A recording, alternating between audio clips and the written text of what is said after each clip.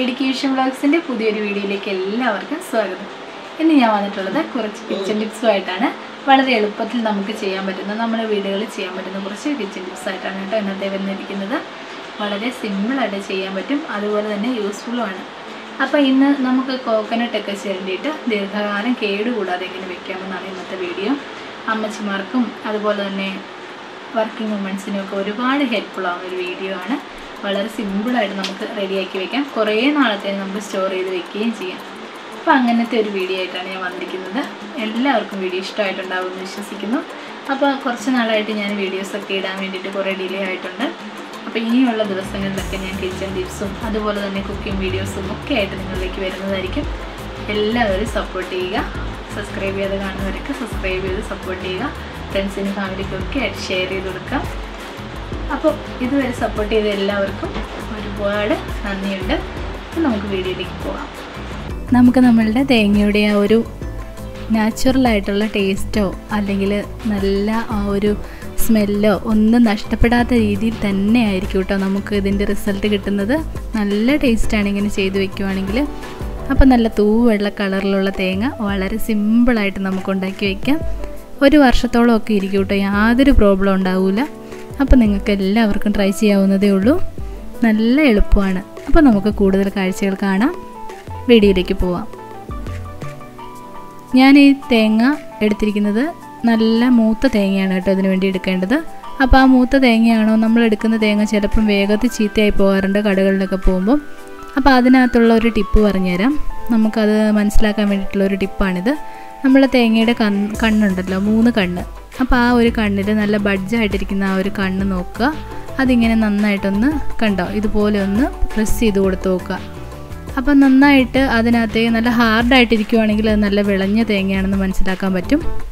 കണ്ടോ, ഇതുപോലെ ഒന്ന് പ്രസ് ചെയ്ത് കൊടുക്കുക ഈ ഭാഗത്ത്. അപ്പം നമുക്ക് കറക്റ്റായിട്ട് അറിയാൻ പറ്റും അത് മൂത്ത തേങ്ങയാണോ മൂക്കാത്ത തേങ്ങയാണോ എന്ന്. അതുപോലെ തന്നെ നന്നായിട്ടൊന്ന് കുലുക്കിയും കൂടി നോക്കുക. അപ്പോൾ ആ വെള്ളം ഉണ്ടെങ്കിൽ, നന്നായിട്ട് വെള്ളം കുലുങ്ങുന്നുണ്ടെങ്കിൽ അത് നല്ല മൂത്ത തേങ്ങയായിരിക്കും. ഇനി കണ്ടോ, ഞാൻ ഒരെണ്ണം വാങ്ങിച്ചത് ചീത്തയായി പോയിട്ടോ. കണ്ടോ, അത് നന്നായിട്ട് ഞാൻ കാണിച്ചു തരാം, അതും കൂടി നിങ്ങൾക്ക് കാണാമല്ലോ. കണ്ടോ, ഇങ്ങനെ പ്രസ് ചെയ്ത് കൊടുക്കുമ്പോൾ അതിങ്ങനെ താന്നു പോകുന്നുണ്ട്. അപ്പോൾ അത് വിളയാത്ത തേങ്ങയായിരുന്നു, അതുകൊണ്ടാണത് വേഗം ചീത്തയായി പോയത്.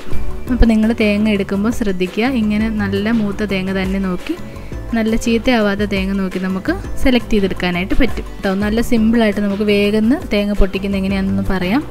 കണ്ടോ, അതിൻ്റെ ആ ഒരു ബഡ്ജ് ചെയ്തിരിക്കുന്ന ആ ഒരു കണ്ണുണ്ടല്ലോ, അതിൻ്റെ ആ ഒരു നേരെ ഓപ്പോസിറ്റായിട്ട് വരുന്ന കണ്ടോ, അതിൻ്റെ നേരെ വരുന്ന ആ ഭാഗത്ത് തന്നെ ഈ ബഡ്ജായിട്ടിരിക്കുന്ന ആ കണ്ണിൻ്റെ ഈ ഭാഗത്ത് നമ്മളുടെ കത്തി വെച്ചിട്ട് നന്നായിട്ട് പ്രസ് ചെയ്ത് പൊട്ടിക്കുവാണെങ്കിൽ നമുക്ക് തേങ്ങ വേഗം പൊട്ടിക്കിട്ടും.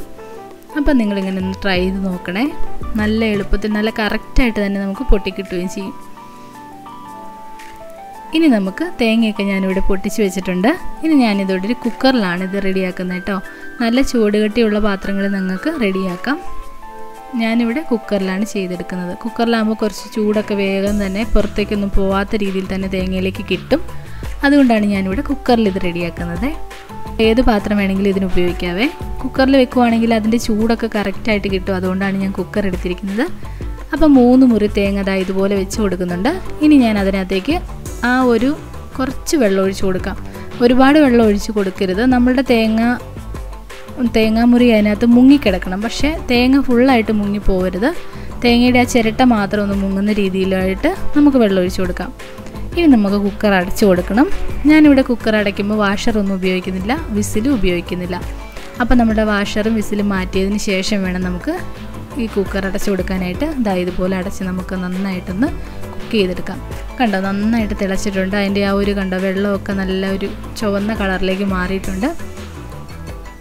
ഇങ്ങനെ ചെയ്തെടുക്കുമ്പോൾ നമുക്ക് നോക്കിയാൽ മനസ്സിലാക്കാൻ പറ്റും. കണ്ടോ, തേങ്ങാമുറിക്ക് ചെറിയൊരു കളർ വ്യത്യാസം വന്നിട്ടുണ്ട്.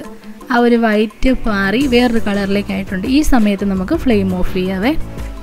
ഇനി നമുക്ക് നന്നായിട്ട് തണുത്തതിന് ശേഷമാണ് ബാക്കി കാര്യങ്ങൾ ചെയ്യേണ്ടത്.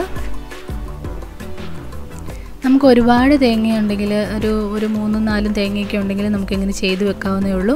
അപ്പോൾ ചെയ്യുന്ന സമയത്ത് നമ്മൾ കൂടുതൽ തേങ്ങകൾ എടുത്തിട്ട് ചെയ്ത് വെക്കുക. അപ്പോൾ നമുക്ക് കുറേ നാളത്തേന് നമുക്ക് യൂസ് ചെയ്യാനായിട്ട് പറ്റുമേ.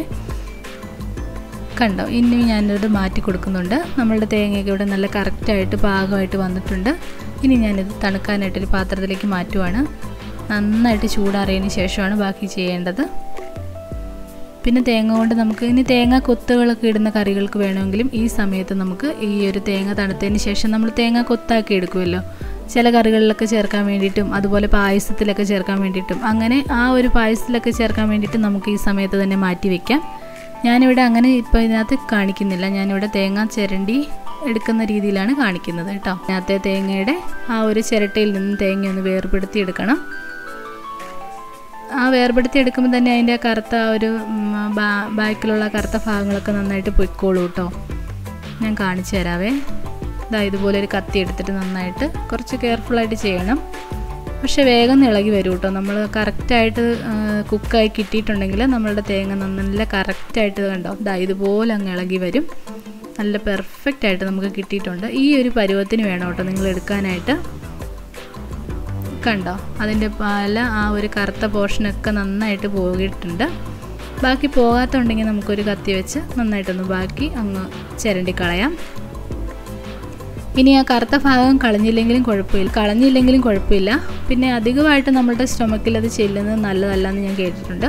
എന്തായാലും ഞാനിതിവിടെ റിമൂവ് ചെയ്തതിന് ശേഷമാണ് എടുക്കുന്നത്. നിങ്ങൾക്ക് വേണമെന്നുണ്ടെങ്കിൽ റിമൂവ് ചെയ്യാതെയും നമുക്ക് സ്റ്റോർ ചെയ്യാവുന്നതേ ഉള്ളൂ. അത് ഓരോരുത്തരുടെ ഇഷ്ടത്തിനനുസരിച്ച് ചെയ്യാം. ഇനി അഥവാ ഇളകി വരുന്നില്ല എന്നുണ്ടെങ്കിൽ ഇതുപോലെ ഒന്ന് പ്രസ് ചെയ്ത് കൊടുത്താൽ മതി. അതിൻ്റെ അകത്ത് നന്നായിട്ടൊന്ന് ടാപ്പ് ചെയ്ത് ഇങ്ങനെ അടിച്ചു കൊടുക്കുമ്പോഴത്തേനും നല്ല കറക്റ്റായിട്ട് തന്നെ തേങ്ങയിൽ നിന്ന് തേങ്ങ നമുക്ക് വേർപെടുത്തി എടുക്കാൻ പറ്റും. ഞാനിത് ചെയ്തെടുക്കുന്നത് നല്ല ടേസ്റ്റാണ് കേട്ടോ. അതുകൊണ്ടാണ് ഞാനിത് ചെയ്ത് വെക്കാറുള്ളത്. നമുക്ക് വേഗത്തിൽ ഇപ്പം ജോലിക്കൊക്കെ പോകുന്നവർക്ക് വളരെ എളുപ്പമാണ് ഈ ഒരു മെത്തേഡ് ചെയ്തെടുക്കുന്നതെന്ന് പറഞ്ഞാൽ. ജോലിക്ക് പോകുന്നവർക്കും അതുപോലെ തന്നെ വീട്ടിൽ പ്രായമായ അമ്മച്ചിമാർക്കും ഒക്കെ ഒരുപാട് സഹായമായിരിക്കും. നമുക്ക് വേണമെങ്കിൽ നമുക്ക് ചെയ്ത് കൊടുക്കാവുന്നതേ ഉള്ളൂ. പിന്നെ തേങ്ങയുടെ ഗുണങ്ങളൊന്നും ഞാൻ പറയാതെ തന്നെ അറിയാലോ. തലയിലൊക്കെ തേക്കാൻ നല്ലതാണ്.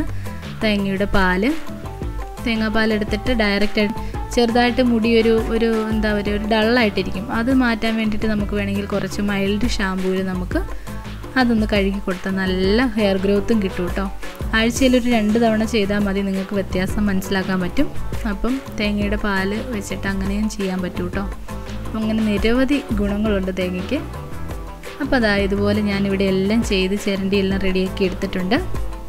ഇനി നമുക്ക് അപ്പോൾ നമ്മളുടെ തേങ്ങയൊക്കെ ഞാനിവിടെ കഷ്ണമാക്കി നുറുക്കി ഒരു മിക്സിയുടെ ജാറിലേക്ക് ഇട്ട് കൊടുക്കുന്നുണ്ട്. നിങ്ങളുടെ മിക്സിയുടെ ആ ഒരു പവർ അനുസരിച്ചിരിക്കും കേട്ടോ. വലിയ കഷ്ണങ്ങളാക്കി ഇട്ടാൽ വേഗത്തിൽ നമുക്ക് അരിഞ്ഞ് കിട്ടത്തില്ല. അതുകൊണ്ട് ഇതുപോലെ ചെറിയ കഷ്ണങ്ങളാക്കി ഇട്ട് കൊടുക്കുക. നല്ല സിമ്പിളാണ് ചെയ്യാനായിട്ട്, നല്ല എളുപ്പമാണ്, നല്ല ടേസ്റ്റുമാണ്. അപ്പം നിങ്ങളെല്ലാവരും ട്രൈ ചെയ്ത് നോക്കണേ. വീഡിയോ ആദ്യമായിട്ട് കാണുന്നവരുണ്ടെങ്കിൽ സബ്സ്ക്രൈബ് ചെയ്ത് സപ്പോർട്ട് ചെയ്യാനും ഫ്രണ്ട്സിനും ഫാമിലിക്കും ഒക്കെ ആയിട്ടൊന്ന് ഷെയർ ചെയ്ത് കൊടുക്കാനും മടിക്കരുത്. നല്ല നല്ല ടിപ്സുകളും നല്ല കുക്കിംഗ് വീഡിയോകളും നല്ല വ്ളോഗ്സുകളും ഒക്കെ ആയിരിക്കും ഈ ചാനലിൽ അപ്ലോഡ് ചെയ്യുന്നത്.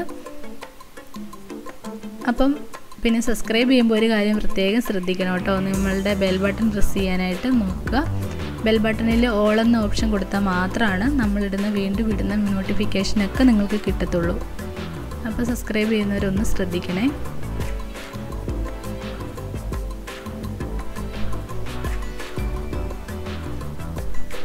കണ്ടോ ഈ രീതിയിലാണ് വരേണ്ടത്. നല്ല സിമ്പിളാണ്, നമുക്ക് വേഗത്തിൽ റെഡിയാക്കാം. കണ്ടോ നന്നായിട്ട് നമ്മൾ ചിരണ്ടുന്ന ആ ഒരു രീതിയിൽ തന്നെ തേങ്ങ റെഡിയാക്കി കിട്ടിയിട്ടുണ്ട്. കണ്ടോ ഇതുപോലെ നമുക്ക് റെഡിയാക്കാവുന്നതേ ഉള്ളൂ. അപ്പം ഇനി നമുക്കിത് സ്റ്റോർ ചെയ്യുന്നത് എങ്ങനെയാണെന്ന് നോക്കാം. ഞാനിവിടെ ഒരു ചില്ലിൻ്റെ പാത്രത്തിലാണ് കേട്ടോ സ്റ്റോർ ചെയ്യുന്നത്. നിങ്ങൾ ചെയ്യുമ്പോഴും അങ്ങനെ തന്നെ ചെയ്യുക. പിന്നെ സ്റ്റോർ ചെയ്യുമ്പോൾ ഒരു കാര്യം പ്രത്യേകം ശ്രദ്ധിക്കുക, ഫ്രീസറിലാണ് വെക്കേണ്ടത്. ഫ്രിഡ്ജിൽ വെക്കാൻ പാടില്ല, ഫ്രീസറിൽ തന്നെ സൂക്ഷിക്കുക. ഫ്രീസറിലാണെങ്കിലാണ് നമ്മൾ ഉദ്ദേശിക്കുന്ന ആ രീതിയിലുള്ള ആ ഒരു ഫ്രഷ്നെസ് ഒക്കെ പോകാതെ നമുക്ക് കിട്ടത്തുള്ളൂ. അപ്പോൾ നിങ്ങൾ സ്റ്റോർ ചെയ്യുന്ന സമയത്ത് ഫ്രിഡ്ജിൽ വെക്കരുത്, ഫ്രീസറിൽ വെക്കുക. അതുപോലെ തന്നെ നല്ല ചില്ലിൻ്റെ ഭരണിയിൽ തന്നെ അടച്ച് സൂക്ഷിക്കാനായിട്ടും ശ്രദ്ധിക്കുക. അപ്പോൾ വർഷങ്ങളോളം നമുക്ക് കാലാകാലങ്ങളോളം ഇരുന്നോളും, യാതൊരു പ്രോബ്ലവും ഇല്ല. അങ്ങനെ വളരെ സിമ്പിളായിട്ട് നമ്മളുടെ തേങ്ങ ചിരണ്ടൽ പണി നമുക്കിങ്ങനെ റെഡിയാക്കാവുന്നതേ ഉള്ളൂ. അപ്പോൾ ഇന്നത്തെ വീഡിയോ ഇത്രയേ ഉള്ളൂ. ഇനിയും നല്ല നല്ല വീഡിയോകളും കുക്കിംഗ് വീഡിയോകളും അതുപോലെ തന്നെ ടിപ്സുകളും ഒക്കെ ആയിട്ട് ഞാൻ വരുന്നതായിരിക്കും.